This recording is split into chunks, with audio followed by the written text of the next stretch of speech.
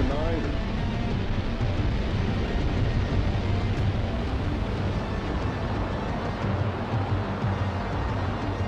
And there we have the Dragon in range of the space station.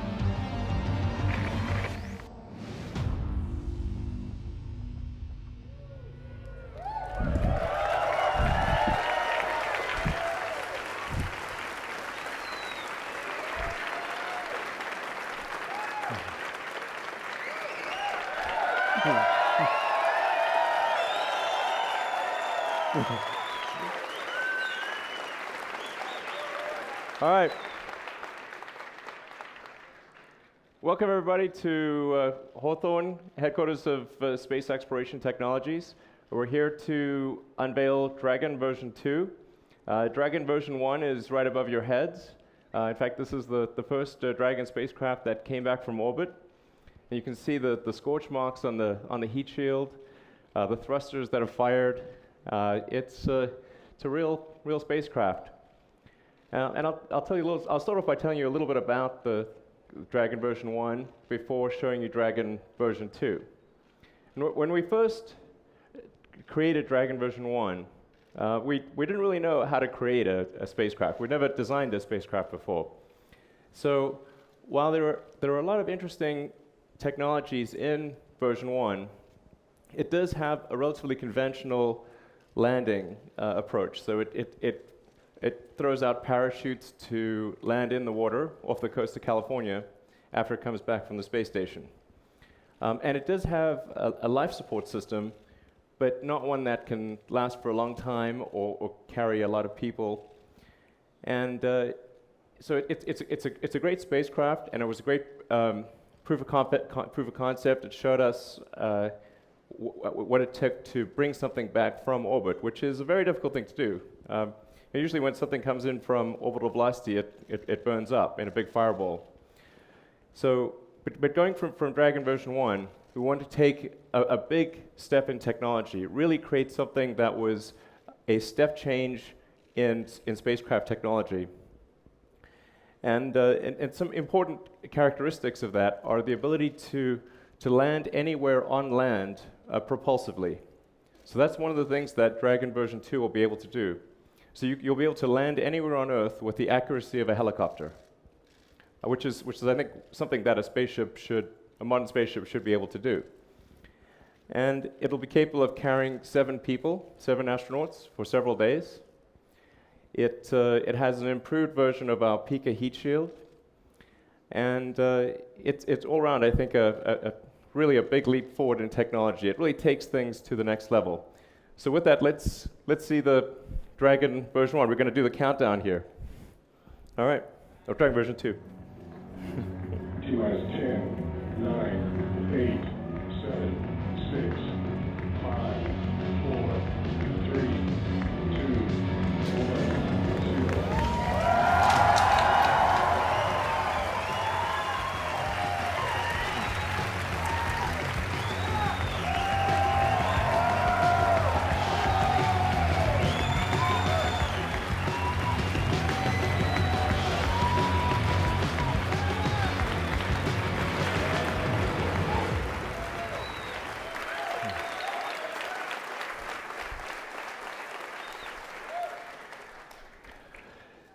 So we have an animation that shows you how Dragon version 2 will work. So let's roll that animation.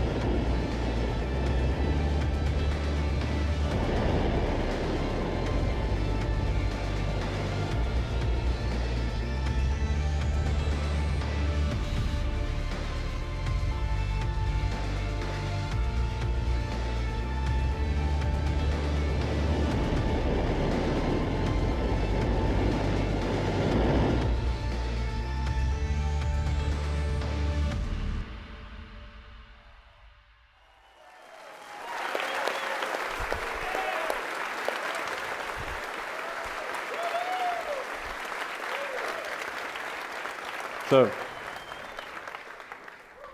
that is how a 21st century spaceship should land.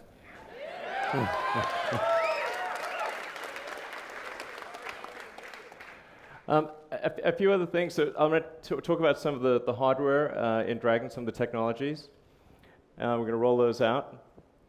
And so a few things I should mention that you saw in the animation, but we don't have time to show you today, are there's the docking mechanism. So the Dragon version 2 is capable of autonomously docking, either autonomously or under pilot docking with the space station, or with the International Space Station, potentially other things, and without needing the station arm. So the current version 1 makes use of the Canadarm that's on the space station. Dragon version 2 is capable of docking autonomously without the use of the arm. So that's a significant upgrade as well. And although it wasn't shown in the video, Dragon version 2 still retains the parachutes of Dragon version 1, so that what it'll do is when it reaches a particular altitude, just before landing, a few miles before landing, it will test the engines, verify that if all the engines are working, it will then proceed to a propulsive landing.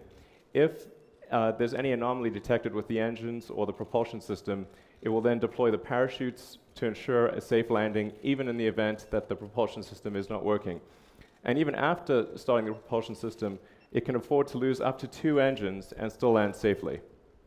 And then after the engines are started, it deploys the landing legs for a soft landing. And so the reason that this is really important, apart from the convenience of the landing location, is that it enables rapid reusability of the spacecraft. So you can just reload propellant and fly again. This is extremely important for revolutionizing access to space, because as long as we continue to throw away rockets and spacecraft, we will never have true access to space. It'll always be incredibly expensive. You can imagine a scenario where in aircraft, if aircraft were thrown away with each flight, that nobody would be able to fly, or very few, maybe a small number of government customers, and the same is true of rockets and spacecraft. So that's really why it's so important to be able to land propulsively, land on land, and be able to then reload propellant and take off again. So I'll look at point out some of the technologies here. This is a composite overwrapped titanium sphere, and this contains the ultra-high pressure helium that pressurizes the propulsion tanks that feed the Super Draco engine. This is the Draco engine, which is a maneuvering thruster, and this is essentially the same as the one that's, or very similar to the one that's on Dragon version 1. And on Dragon version 1, there are 18 of these thrusters for maneuvering in space, as well as controlling the reentry, the trajectory during reentry. So we have a bunch of these on version 2 as well. From a propulsion standpoint, the biggest single change for Dragon version 2 is the addition of the Super Draco engines. So this is really a super-powered version of the Draco engine, whereas the Draco engine produces about 100 pounds of thrust. Each of these engines produce 16,000 pounds of thrust. So hence the super. And they're in pairs, so that if one malfunctions, its pair can take over and increase thrust to compensate for the one that's not firing. And each one is in a protective shell, so if anything goes wrong, it's contained within that protective nacelle. This is also will be the first fully printed engine. So this is it's printed Inconel, which is a special high-strength alloy, and it'll be, like I said, the first time that a printed rocket engine sees flight. And then this is the propellant tank. A whole series of these spheres are around the perimeter of Dragon V2, and these are also carbon overwrapped titanium, and they feed the Super Draco engines, which are operating. The Super Draco engines are operating at a chamber pressure of about 1,000 psi, and fed from these series of propellant tanks around the perimeter.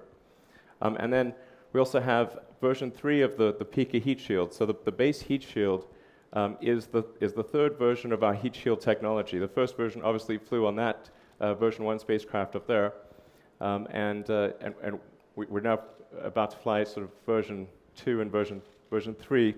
And with each one, we're able to make the reusability of the heat shield better. So it ablates less as it enters, and so we're able to get more flights. So that's Dragon version 2. Although it'd be nice to go inside, but for that we will need a comically fast set of stairs.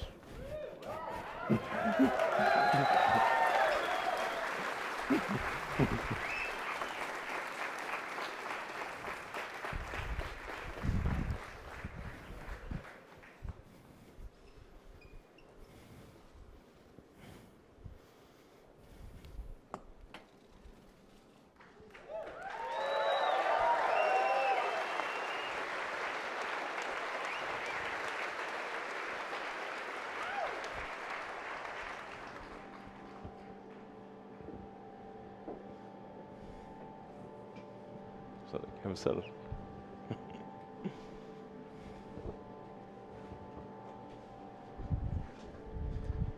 So I'm sitting here in the pilot seat. And pull it down. So we've aimed for something with the Dragon version 2 for the interfaces and for the overall aesthetic of something that's very clean, very simple, so as the pilot, you're able to interact with the screens overhead, control the spacecraft, and then we've got all of the critical functions that are needed in an emergency situation as manual buttons. So that's what you see in this area here. Yeah.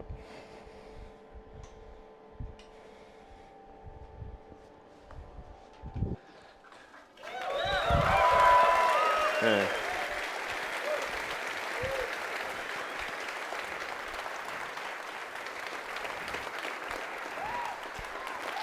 Oh.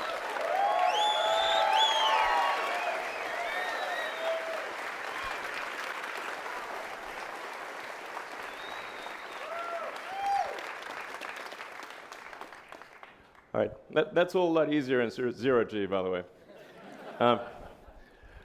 So there you have it, Dragon version 2, capable of carrying up to 7 astronauts, propulsively landing almost anywhere in the world, and something that's designed, as I said, to be fully reusable, so you can fly this multiple times, allowing for potential dramatic reduction in the cost of access to space. Thank you.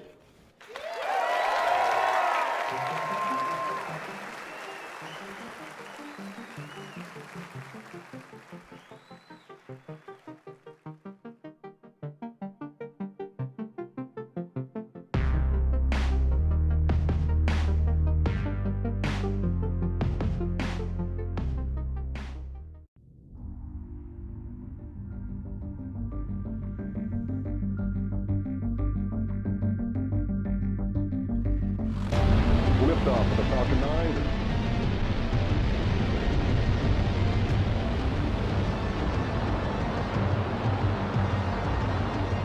And there we have the Dragon in range of the space station.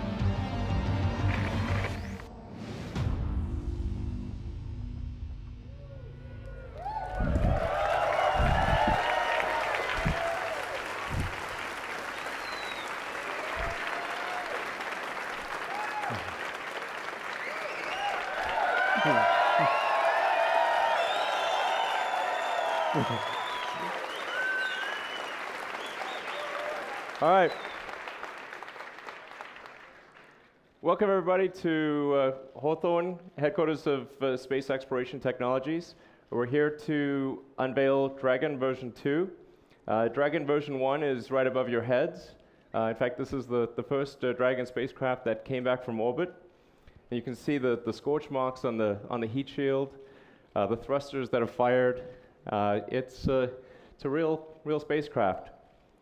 And I'll tell you a little. I'll start off by telling you a little bit about the Dragon version 1 before showing you Dragon version 2.